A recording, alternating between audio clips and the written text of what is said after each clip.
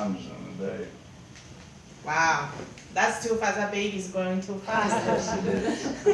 Okay, so well, this is a little weird situation because my understanding is your cancer was more than 10 years ago. And the colon Yeah, cancer, yeah. and now all of a sudden with this fluid. So I'm not so sure. Did anybody tell you about the pathology of the fluid, what it is? Did anybody discuss? Not exactly. Not exactly.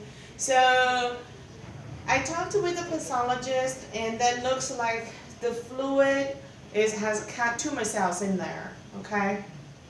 So now we also understand that there is a spot in the liver, which Yeah. they did the biopsy, and we don't have the pathology on that one Sure. yet. So the pathologist is gonna look at it today, and then they will let me know once they process everything and about the diagnosis.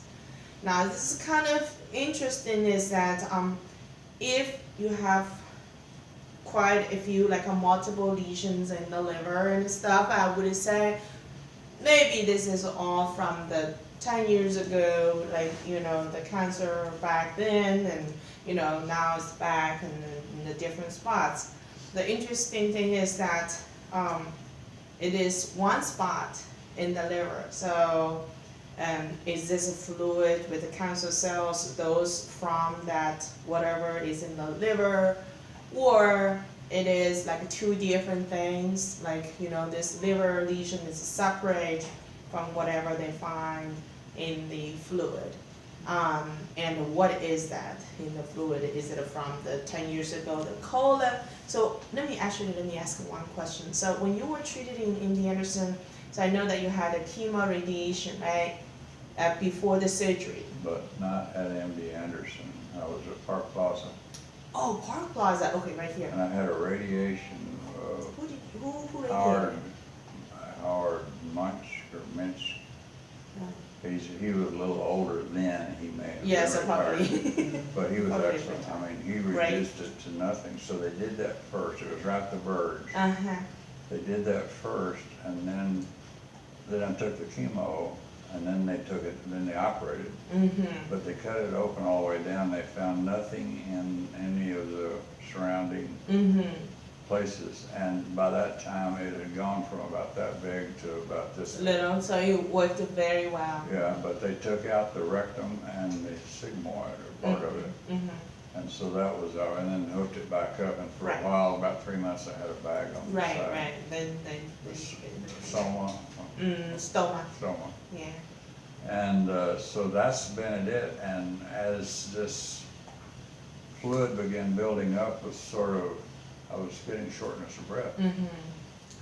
Had an echogram done, I had a breath test done, I even went back and had a colonoscopy. Mm-hmm. Yeah, I And they saw found that. 2 little Yes. spots, Polyps. but Mhm. nothing. Yeah. And I thought, well, that would be the check to do that, to see. So if would it be a different cancer probably, if it's not connected, or you can't? Well, so we can't tell for now. So what we're gonna wait is it will. Hey.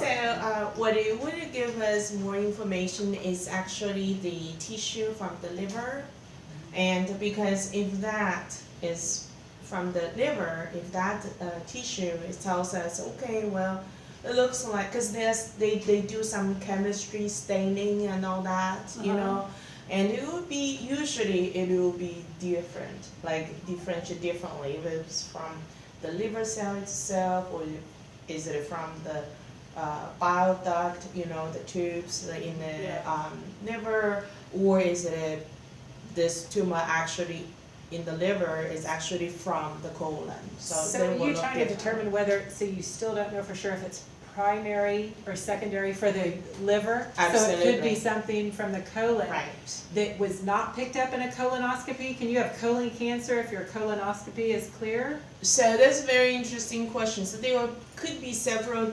possibilities. So now, number one, it could be this all the liver lesion, the tumor cells in the in the fluids. This could all be coming from like a long time ago, like the colon cancer. Although I know you had chemotherapy, you had the radiation, you had the surgery, and everything is taken out, you had great response. Sometimes like what we like, you know, we think, okay, because you heard people like have cancer many years ago, all of a sudden it comes back, Yes. you know. So how did that happen? I mean, we don't exactly know. We speculated that sometimes when you have these like what we call silent dormant cells, like cancer cells, okay? So they're just sitting there and then they are waiting, sort of waiting for the correct timing to come back.